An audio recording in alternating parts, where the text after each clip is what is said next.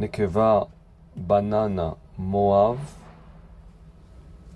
100% את קלאון. תראו איזה יפה השילוב הזה של בננה ומואב. כמעט ואין נקודות שחורות.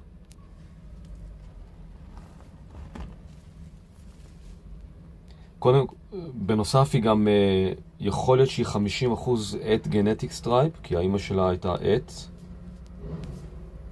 אבל זה אנחנו נבדוק בהמשך. איזה נקבה. מנקבה כזאת יוצאים זכרים female makers או נקבות. אז זה היתרון בנקבה שהיא בננה. זה הזכר.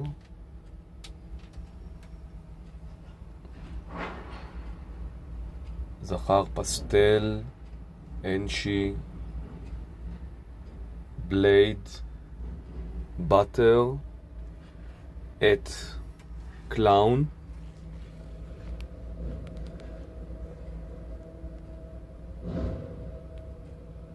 וזווגים. יום 62 מההטלה ויש פקיעה. עוד מעט אנחנו נפתח את כל הביצים רק כדי לוודא שהם לא מסובכים בחבל הטבור כמו שאומרים. נהדר. מה שעושים, נותנים קפצ'וץ' קטן. אני מרשה לעצמי לפתוח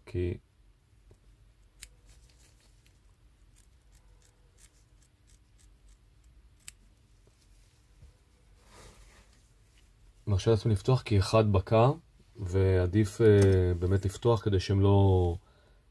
חלק מהם עלולים באמת להסתבך בחבל הטבור ופשוט להיחנק.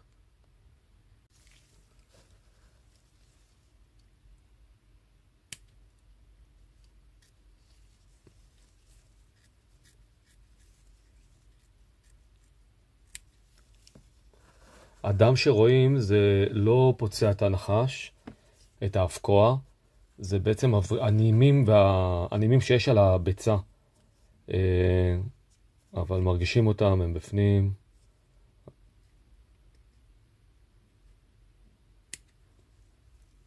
שימו לב שגם שהחיתוך הוא חיתוך עליון.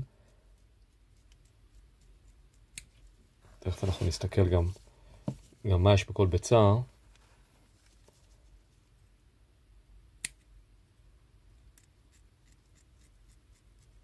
כמובן שאחרי זה הם נשארים אני נכניס אותו. אני יכול להגדיל אותה פתח ככה. הם כמובן נשארים כדי לספוג את תוכן השיליה וכל מה שצריך, כדי לצאת מוכנים לעולם, כי הם לא אוכלים בימים הראשונים.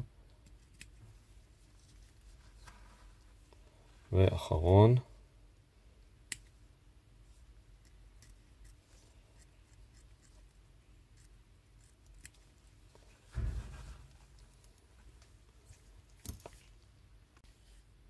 הזיווג היה בננה מואב, נקבה, את קלאון, 100%, לזכר פסטל, אנשי, בטר, פסבול בלייד, 100% את קלאון. אבל מזיווג כזה יכול לצאת גם לוסיסטיקים. מה הכוונה לוסיסטיק? לוסיסטיק זה לבן.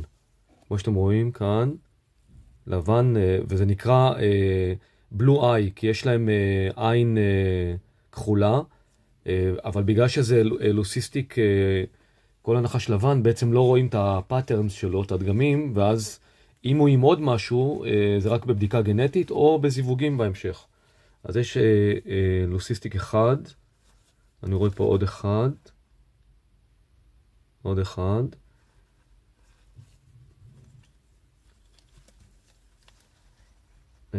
פה לדעתי זה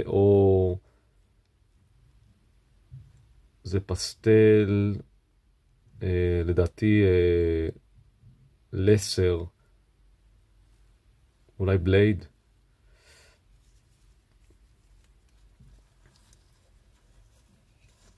פה יש עוד לוסיסטיק.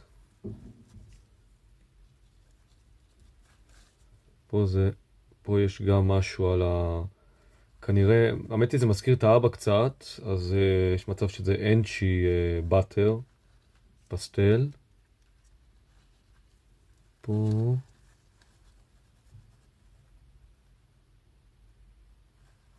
טוב, כמובן שאנחנו נראה אחרי שהם יצאו, נראה יותר פרטים, ואז אני אעדכן כמובן. פה מה שרואים כאן, הראשון שבקע זה נורמל. שגם זה יכול לצאת